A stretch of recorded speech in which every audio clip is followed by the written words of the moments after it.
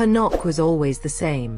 3 sharp raps, followed by the slow, icy silence of judgment. And every time, I knew what was coming next. Flashing lights, cops at my door, and her smug little smirk as they told me to keep it down. But one day, her smirk disappeared. And when it did, the sound of justice was sweeter than any song I could play. If you've ever had a neighbor who seemed to make it their life mission to make you miserable, hit that like button right now. Because today, you're about to hear the story of how one woman's obsession with controlling me ended with her being slapped with a massive fine. And every single moment was pure satisfaction. I was 24 years old, living in an apartment building that probably could have been made out of cardboard and paper. 18 units, all crammed together, and the walls so thin you could hear someone sneeze 3 doors down. Privacy. A fantasy. Soundproofing. A cruel joke.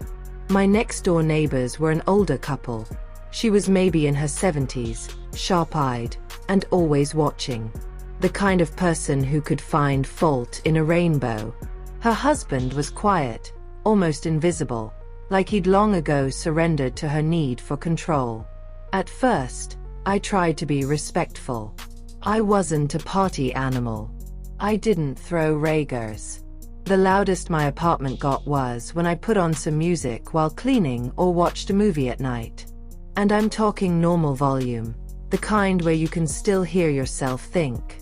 But to her, I might as well have been running a rock concert in my living room.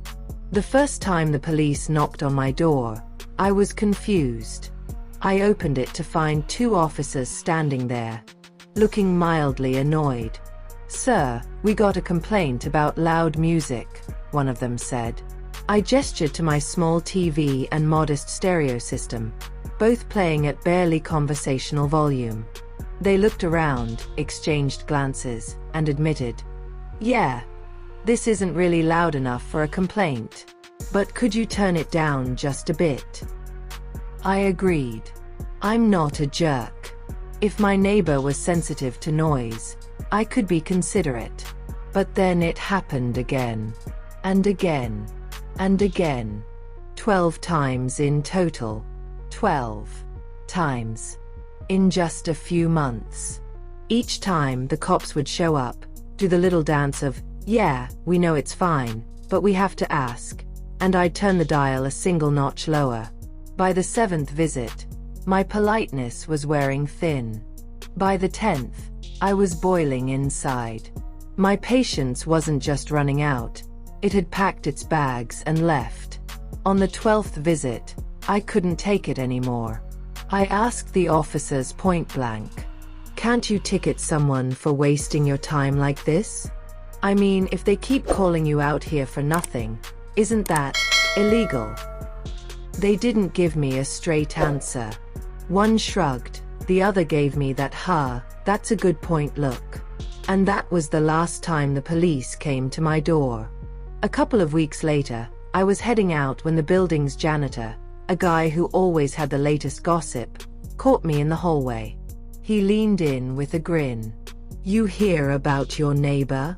"No." "What happened?" She told me she got a massive fine for making false complaints to the police. Guess they finally got tired of her wasting their time. I swear, in that moment, the sun shone brighter. The air felt lighter. For months, she had tried to make my life miserable, dragging me into pointless confrontations, interrupting my nights, making me feel like I was one wrong move away from trouble. And now, she'd done it to herself. I saw her a few times after that. She didn't knock anymore. No more cops. No more glares through the peephole. Just silence. Sweet, beautiful silence. The beauty of it all was that I didn't have to lift a finger. I didn't have to stoop to her level or break a single rule. She played her little game over and over, until she lost. The fine wasn't just money, it was justice, neatly wrapped and delivered by the very people she thought she could weaponize against me. And the look on her face when we crossed paths in the hallway? Priceless. No smirk. No superiority. Just the quiet acknowledgement that she had pushed too far and paid the price. Karma doesn't always knock right away, but trust me, it knows where you live. Sometimes the best revenge is just letting someone dig their own hole and waiting for them to fall in. If this story gave you that warm, satisfied feeling of justice served, smash that like button. And tell me in the comments, have you ever had a neighbor who pushed you to the edge? Oh, and make sure you subscribe, because the next story I've got for you, let's just say the revenge is even sweeter.